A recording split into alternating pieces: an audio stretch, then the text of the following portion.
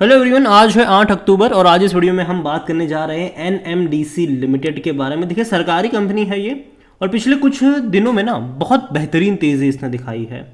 और देखा जाए तो जो परफॉर्मेंस भी हुआ है एज ए कंपनी वाइज वो भी काफ़ी शानदार रहा है पिछले कुछ टाइम में। और जो पीएसयूज है, जो सरकारी बैंक्स है, उसने वाकई में काफ़ी शानदार परफॉर्मेंस दिखाए हैं। तो यहाँ पर भी तेज़ी देखने को मिली ज़रूर है। बातचीत करेंगे इस कंपनी के बारे में कि भैया ये कहाँ पर स्टैंड आउट करती है।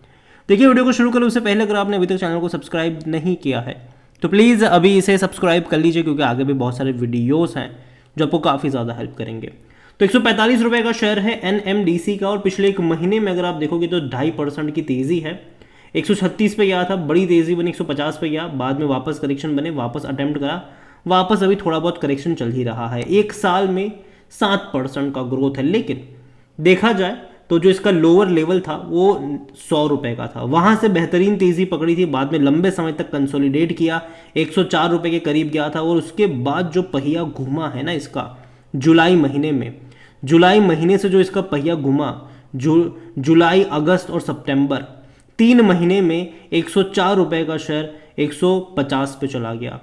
अभी देखो अटेम्प्ट करेगा ये वापस नीचे की तरफ जाने की कोशिश, डेफिनेटली ये करेगा। लेकिन कंपनी देखा जाए तो खराब पहली चीज़ तो नहीं है। और अगर मैं बात करने जाऊँ इस कंपनी की तो देखो इनका जो आयरन ऑक प्रोडक्शन है, सितंबर महीने में यहाँ पर 10% का राइज देखने को मिला है, जो कि अच्छी बात है। ठीक है, अच्छी बात है ये कि कंपनी अपना प्रोडक्शन जो है वो बढ़ा रही है। और उससे बड़ी बात यहाँ पर यह है कि कंपनी ने प्राइस भी बढ़ाए हैं। एनएमडीसी ने प्राइस बढ़ाया है आयरन ऑक का 250 रुपीज़ पर टन यहाँ पर। तो देखा जाए तो ये भी कह सकते हैं कि प्राइस बढ़ाने का भी एक फ़ायदा यहाँ पर इनको ज़रूर पड़ेगा कि प्रॉफिट में इनका जो है वो बढ़ेगा। हालांकि प्राइस तभी बढ़ाया है जब इनका मटेरियल कॉस्ट जो है वो इंक्रीज़ हुआ है, जब इनके जो खर्चे हैं वो बढ़े हैं यहाँ पर। और अगर हम बात करें तो for the 6 month ended September, the company has reported 21% year-on-year increase in production to 19.56 million ton and 25% higher sale to 20.53 metric tonne. तो ये बड़ी बात है यहाँ पर कि कंपनी लगातार अपने प्रोडक्शन को बढ़ा रही है और प्राइस भी इन्होंने अब जाके बढ़ाया ज़रूर है। एनएमडीसी को लेकर देखा जाए तो वॉल्यूम बड़ी क्वांटिटी में देखने को मिल रहे हैं। देखिए, जो सरकारी कंपनियां हैं ना वो अभी काफ़ी ज़्यादा फोकस में है। जब से भैया मोदी जी ने पार्लियामेंट में खड़े होकर बोला कि सरकारी कंपनियों पे पैसा लगा दो, तब से देखा जाए तो सरकारी कंपनियां तेज़ी दिखा रही है। 50 लाख से भी ज़्यादा की क्वांटिटी में शेयर ट्रेड होते नजर आए। इतना ही नहीं, कंपनी में अगर आप देखोगे तो डिविडेंड, अगर मैं डिविडेंड की बात करूं एनएमडीसी में तो अच्छा पे कर रहा है, खराब नहीं है, बहुत शानदार कहूंगा मैं। अगर बात करिए 2021 में तो 2021 में 7.76 रुपीज़ का पे किया पहले, फिर 9 रुपये का पे किया।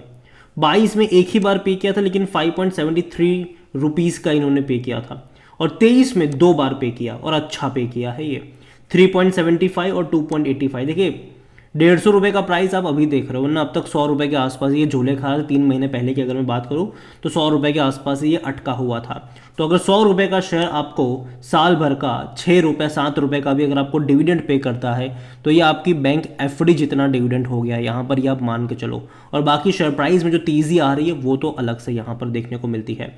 और जहाँ तक देखा जाए तो इनके रेवेन्यू में बहुत बड़ी तेज़ी देखी 2022 में। देखो 2022 फाइनेंशियल ईयर में बहुत सारी कंपनियों में तेज़ी आई, खास करके जो कमोडिटी सेक्टर से जुड़ी हुई कंपनियां हैं वहां पर। क्यों? क्योंकि चाइना था लॉकडाउन में, तो जो डिमांड थी वो भारत की तरफ लौटती हुई नजर आई थी। तो रेवेन्यू और प्रॉफिट दोनों ही बहुत तेजी से इंक्रीज हुए थे। लेकिन अभी ये डिक्लाइन हो रहे हैं। लेकिन फिर भी देखा जाए तो अभी भी मैं मान के चल रहा हूँ कि धीरे धीरे यहाँ पर बढ़ने के चांसेस ज़रूर है। अगर आप इनके क्वार्टरली परफॉर्मेंस देखो तो पहले डिक्लाइन चला था, लेकिन पिछले 2 क्वार्टर में डेफिनेटली इनके रेवेन्यू में अच्छी खासी तेज़ी देखने को मिली है। और जहाँ तक बात करें प्रॉफिट्स की तो ये भी अच्छे हैं पिछले 2 क्वार्टर के। सितंबर दिसंबर में हालांकि ख़राब थे, तो अभी देखना रहेगा कि इस बार सितंबर में कैसे देखने को मिलते हैं। डिक्लाइन रहता है या अपसाइड देखने को मिल जाता है। देखिए, ओवरऑल मैं ये भी कहूँगा कि कंपनी अच्छी है, लेकिन डिविडेंड भी अच्छा पे कर रही है। लेकिन बाय ऑन डिप्स की स्ट्रैटेजी यहाँ पर अप्लाई करनी चाहिए। वैल्यूएशन के हिसाब से भी अगर आप देखोगे तो जो इसका पी रेशो वो 7.38 का है, तो सस्ता कह सकते हो आप इसको सेक्टर पी 21 के मुकाबले।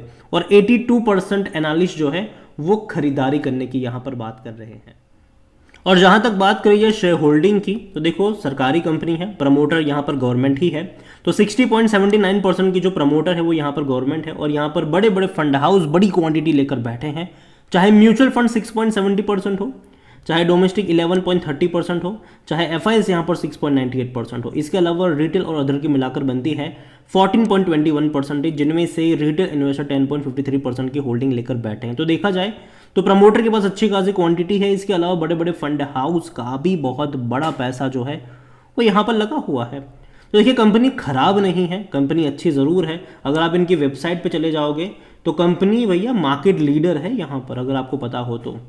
Single largest producer of iron ऑक इन द कंट्री, और ये बड़ी बात है, इंडियाज लार्जेस्ट आयरन ऑक प्रोड्यूसर है ये, और ये बहुत बड़ी बात है। इतना ही नहीं, अगर हम दुनिया की बात करें तो छठा सबसे बड़ा आयरन ऑक प्रोड्यूसर ये है कंपनी। तो देखा जाए तो कंपनी खराब नहीं है, कंपनी अच्छी ज़रूर है। और प्रोडक्शन भी अगर आप देखो तो धीरे धीरे इनके बढ़ते हुए हमें नज़र आए हैं। आगे उम्मीद करते हैं कि और तरीके से इनके प्रोडक्शन बढ़ते हुए नज़र आए। हालांकि ऐसा नहीं कि सिर्फ आयरन ऑक तक ही ये सीमित है, यहाँ पर और भी कई ज़्यादा जो मिनरल्स है उसमें कंपनी काम करती ज़रूर है।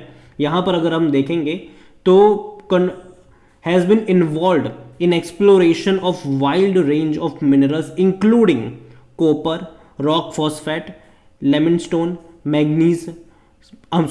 Magnesite, diamond. तो ये देखा जाए तो कंपनी प्रोड्यूसर भी है और काफ़ी अलग अलग बिजनेसेस में इन्वॉल्व भी है। तो नज़र होनी चाहिए यहाँ पर, ख़राब नहीं है। लेकिन हाँ, इसका मतलब ये नहीं है कि अभी कभी जाके आप बहुत बड़ी क्वांटिटी खरीद कर बैठ जाए, जी नहीं। मुझे लगता है कि थोड़ा बहुत डिक्लाइन बीच बीच में देखने को मिलेगा, तो बाय ऑन डिप्स की स्ट्रेटजी अप्लाई करी जा सकती है। मतलब कि थोड़ी सी क्वांटिटी, मतलब अगर आपको 100 शेयर खरीदने हैं तो 20 शेयर ही खरीदो, उसके बाद हर 10% के डिक्लाइन पर धीरे धीरे ऐड करते चले जाओ लॉन्ग टर्म के लिए। अच्छा खासा डिविडेंड पे आउट जरूर करेगा, और डेफिनेटली आने वाले टाइम में एक्सपेक्ट मैं कर रहा हूँ कि जो सरकारी कंपनी है दमखम दिखाएगी ज़रूर। वीडियो को यहीं पे एंड करूंगा। पसंद आया हो तो लाइक करें, शेयर करें। चैनल पर अगर पहली बार हैं तो प्लीज़ सब्सक्राइब करें। और NMDC लिमिटेड के बारे में आप क्या सोचते हैं वो भी आप मुझे कमेंट में लिख के बता सकते हैं। Thank you.